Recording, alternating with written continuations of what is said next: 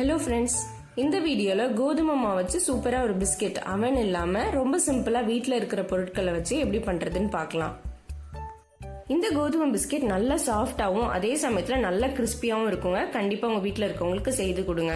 முதல்ல பாதாம் முந்திரி ரெண்டுத்தையும் நல்லா பொடியாக நறுக்கி ஒரு சின்ன கிண்ணத்தில் எடுத்து வச்சிடலாம். அடுத்து ஒரு பெரிய பாத்திரத்தில் 1/2 கப் அளவுக்கு நாட்டு சக்கரை சேர்த்து இது கூடவே 1/2 கப் அளவுக்கு உருக்குன வெண்ணையும் சேர்த்து ரெண்டுத்தையும் நல்லா கலந்துடலாங்க. பட்டருக்கு பதிலாக நீங்கள் இதே அளவு நெய் கூட சேர்த்து பண்ணலாங்க. இப்போ சர்க்கரையும் வெண்ணையும் நல்லா கலந்து சர்க்கரை வந்துட்டு நல்லா கரைஞ்சி கிடைக்கணுங்க. அந்த அளவுக்கு நல்லா மிக்ஸ் பண்ணி கொடுத்துடலாம். பாருங்க, இந்த மாதிரி நம்ம கையால் மிக்ஸ் பண்ணும் போதே நல்லா அழகாக கரைஞ்சி வந்துருங்க. இந்த சமயத்தில் ஒரு பிஞ்ச் மட்டும் சால்ட்டு, ஒரு 1/2 டீஸ்பூன் அளவுக்கு ஏலக்காய் பொடி சேர்த்து நல்லா கலந்துடலாம். அடுத்து இது கூட 1 கப் அளவுக்கு கோதுமை மாவு சேர்த்துடலாம். கோதுமை மாவு சேர்த்துட்டு எல்லா இன்கிரீடியன்ஸும் நல்லா ஒன்று சேர்ந்து வர்ற மாதிரி கையாலேயே நல்லா ஜென்டிலாக பிசைஞ்சிடலாங்க. மாவு பிசையும் போது போட்டு அழுத்தி பிசையணுன்றதுலாம் இல்லை, நல்லா சாஃப்டாக ஜென்டிலாக பிசைஞ்சாலே போதும். அதே மாதிரி நம்ம சேர்த்துருக்கிற வெண்ணெயில் இருக்கிற ஈரப்பதத்துலேயும் மாவு ஃபுல்லாகவே பிசைஞ்சு எடுத்துடலாங்க. இது எக்ஸ்ட்ராவோ பாலோ இல்லை தண்ணியோ அதெல்லாம் சேர்க்கணுன்றது இல்லை.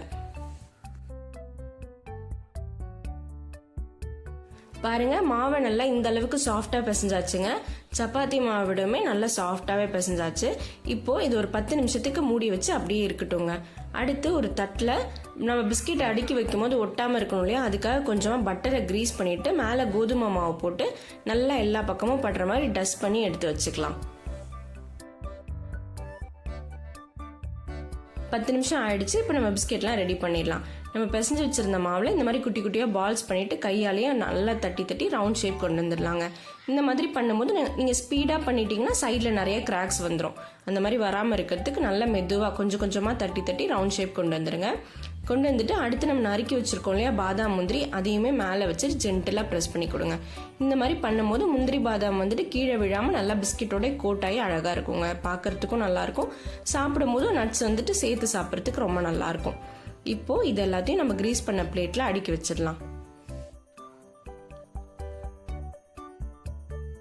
கோதுமை மாவுன்றதுனால நிறைய ஃபைபர் இருக்குங்க. அப்போ கண்டிப்பாக அந்த கிராக்ஸ் வராதான் செய்யும். நம்ம மெதுவாக இந்த மாதிரி கொஞ்சம் கொஞ்சமாக தட்டி தட்டி ஷேப் கொண்டு வந்துட்டோம்னா அந்த அளவுக்கு நிறைய கிராக்ஸ் வராதுங்க. எல்லா மாவையுமே இதே மாதிரி நம்ம பிஸ்கெட்டாக ரெடி பண்ணி பிளேட்டில் அடுக்கி வச்சிடலாம். நம்ம வீட்டு குட்டீஸ்லாம் இப்போ சம்மர் ஹாலிடேஸில் இருப்பாங்க. நம்ம அவங்களுக்காக இந்த மாதிரி வீட்லேயே செய்து கொடுக்கும் போது பார்க்கறதுக்கும் சரி சாப்பிட்றதுக்கும் சரி ரொம்பவே எக்ஸைட்மெண்ட்டோட என்ஜாய் பண்ணி சாப்பிடுவாங்க. ஷர்வினுமே அப்படிதாங்க ரொம்பவே என்ஜாய் பண்ணா. இப்போ நம்ம எல்லா பிஸ்கெட்டையுமே இதே மாதிரி ரெடி பண்ணியாச்சு. இந்த டைமில் நல்ல ஒரு அடிகனமான கடாயை வந்துட்டு நான் ஸ்டவ்வில் வச்சு ஒரு 10 மினிட்ஸ் போல் ப்ரீ ஹீட் பண்ணி வச்சுருக்கேன். அதில் ஹைட்டு கொடுக்கறது கேஸில் இருக்கும் இல்லையா ஸ்டாண்ட், அதையே உள்ளே வச்சுட்டு நம்ம ரெடி பண்ண பிஸ்கெட்ஸை இப்போ இது உள்ளே வச்சு மூடி வச்சிடலாங்க. மூடி வச்சுட்டு நல்ல மீடியம் ஃப்ளேமில் வச்சு ஒரு 20 to 25 மினிட்ஸ்க்கு நல்லா வேக வச்சு எடுத்துடலாம். ஒரு 20 நிமிஷத்துக்கு அப்புறம் நீங்கள் செக் பண்ணி பாருங்க. வேகலை அப்படின்னா இன்னொரு 5 நிமிஷமோ இல்லை 10 நிமிஷமோ எக்ஸ்ட்ராவாக வேக வச்சுக்கோங்க. எனக்கு சரியாக ஒரு 25 நிமிஷம் போல் ஆச்சுங்க. இப்போ எல்லாமே நல்லா வெந்து வந்திருக்கு. இது கொஞ்சம் ஆறட்டுங்க. இது நல்லா ஆறுனதுக்கு அப்புறமா இதை ஒரு பிளேட்டுக்கு மாற்றிடலாம்.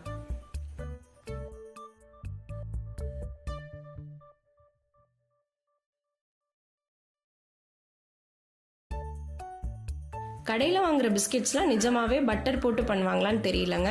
ஆனால் நம்ம வீட்டில் செய்த இந்த பிஸ்கெட்ஸ் டேஸ்ட் ரொம்ப நல்லா இருந்ததுங்க.